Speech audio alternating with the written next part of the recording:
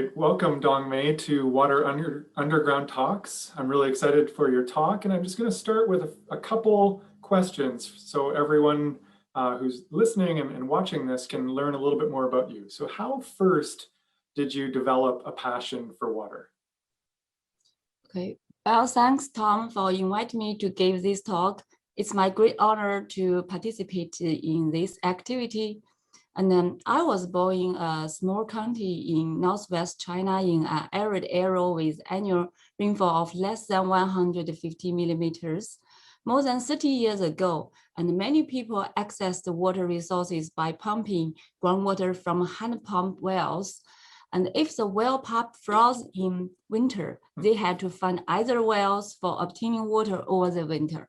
So I realized the importance of water and had experienced it personally when I was younger. And I was lucky to major in hydrogeology and water resources when I was a student in the China University of Geosciences, Wuhan. And my professional interest began to a large extent during my master's student study. I had opportunities to participate in some hydrogeological investigations and groundwater monitoring work. It made me think about a lot of fundamental questions and seek proofs in the literature. I'm very interested in this way of learning. Oh, that's wonderful. That's funny. I actually grew up in a town in Canada that had one of the very first big groundwater contamination problems. So when I was a young boy, I was learning about groundwater contamination, and that was when I think probably the start for me. So it's really cool to see how these really early experiences affect our lives. And how do you, on a more kind of personal level, how do you think some of the parts of your personality or some of your personal interests make you a better groundwater scientist or a better scientist in general? Yes, this is an important question. And first, I think being interested in research issues and passionate about them.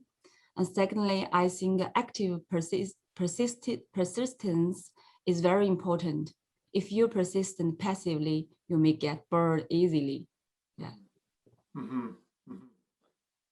And I know your work has been important in a number of different areas in China of documenting some of the problems and concerns with groundwater and groundwater use and environmental degradation in different parts of China. Like, how do you take your work outside of just academia? Like, how do you make impact outside of only publishing papers? Do you work with other groups or other organizations, or how do you make impact? I think we need to convey valuable and scientific information in plain language to people for whom it matters based on our research. The public has the right to have a scientific understanding of water resources issues, especially groundwater problems, which are generally poorly understood. People in China are particularly concerned about water pollution. Through the media coverage of our research, we contributed to public education, public participation, and narrow the gap between the research world and the day-to-day experiences of people. In addition, investigation of the social dimensions of water resources issues appears to be inadequate. Okay, and those are some things I can make efforts to promote and work on outside academia. Thank you. Wonderful. It's just always so wonderful to hear other people in totally different other parts of the world with all the same passions as myself. When I know both of us have read many academic papers, and this talks are for students. So we're asking everybody, what is the one academic paper of all the hundreds or thousands we've read that has impacted you the most, that you kind of go back to and has planted seeds of how you think now? And yeah, so what is that one most impactful paper for you? I think the paper that has most impacted me could be geochemistry and the understanding of groundwater systems. by Glynn and Plummer on Hydrogeology Journal in 2005. It described the contribution of geochemistry to understanding multiple physical, for example, the arranging and the mode of groundwater recharge, timescales of groundwater recharge, and the groundwater flow, chemicals such as reactive processes and water-rock interactions, and the biological processes affecting groundwater systems. And then through establishing hydrochemical concepts and applying different tools and technicals, people can elucidate mechanism of flow and transport in groundwater systems and unlock an archive of paleo-environmental information. Hydrochemical and isotopic information can also be used to calibrate groundwater model from flow models. My early research was largely influenced by these people and the reference they are in. It gave me a lot of inspiration and guidance. Yeah. Wonderful. Thank you, Dongmei. Well, I'll look forward to hearing a little bit more about your research and your talk, and we'll move to that now. Hello, everyone. I'm Dongmei Han from Chinese Academy of Sciences, Beijing. Today, I am asking a question. What are the consequences of groundwater over-exploitation? I will take the North China Plain as my main example. The total area of the North China Plain is about 136,000 square kilometers. The mean annual precipitation is about 560 millimeters. Total population is about 150 million. There are more than 1 million wells with a well density of about 7 wells per square kilometers. And since the 1970s, the estimated cumulative groundwater depletion volume reached about 180 billion cubic meters in China. Among this amount, 55% occurred in the plain. Most water supply in the plain is from groundwater used for irrigation. The left figure shows the natural groundwater table in the plain. Groundwater over-exploitation is a critical issue in the plain with large groundwater level declines, resulting in urban water scarcity, unsustainable agricultural production, and adverse ecological impacts. And the groundwater flow in deep sedimentary basins results from complex evolution processes on geological timescales. And our study shows the simulated maximum groundwater age about 1 million years below the central and the coastal plain. It indicated that residue groundwater may be retained in the deep parts of the basin since being recharged during the last glacial period or earlier. The groundwater flow system has therefore probably not reached a new equilibrium state with the modern day hydraulic conditions. Shallow saline groundwater is distributed in most of the central and coastal plain. The area occupies about 60% of the whole plain. Shallow saline groundwater in the central plain may be formed from evapotranspiration of discharging groundwater and accumulation of salts during continental salinization since the late Pleistocene.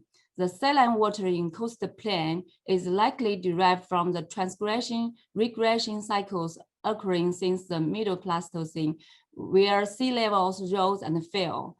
The elevated salinity observed in deep aquifers indicates the exploitation of fresh groundwater from deep aquifers had modified the distribution of shallow saline groundwater. Coast areas have become one of the fastest growing and the most economically dynamic regions in the world. In China, the coast provinces and the cities occupy less than 50% of the economies of the country's land area, but are home to nearly 50% of the population and generate 6% of the gross domestic product. About 80% of the population is spread across 3 major economic zones. Water resources play an important supporting role behind the rapid economic development. However, the groundwater overexploitation has led to zero seawater intrusion, which is mainly distributed around the Circumbrassi region. It is pivotal for scientific management of coastal water resources to accurately understand groundwater salinization processes and their causative factors. There are different types of coastal zones around the Bohai Sea, such as the sandy coastal zone in Qinghuangdao, the karst coastal zone in Dalian, and the muddy coastal zone in the south coast plain of Lezhou Bay. We have conducted a lot of monitoring and investigation work on those seawater intrusion zones to understand the processes involved. In the past 5 decades, coastal groundwater salinization in the Yangtze River Plain has become increasingly seriously due to the anthropogenic activity and climatic change.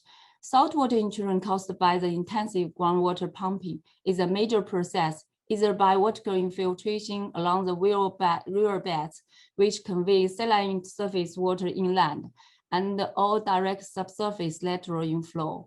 Due to either local sources such as fertilizers and all domestic wastewater, more widespread nitrate concentration should not be ignored. In addition, geothermal water has a minor contribution to groundwater salinization in this area. We also investigated the coast carbonate aquifer in northeast China, where large-scale extraction has ceased since 2001 after salinization of the Mingwell field. Historical monitoring testifies of the reversibility of seawater intrusion and the post-pump effect in the carbonate aquifer, as evidenced by a decrease of the chloride concentrations in groundwater following restrictions on groundwater abstraction. It is attributed to rapid flushing in this system, where flow occurs preferentially along karst conduits, fractures, and fault zones.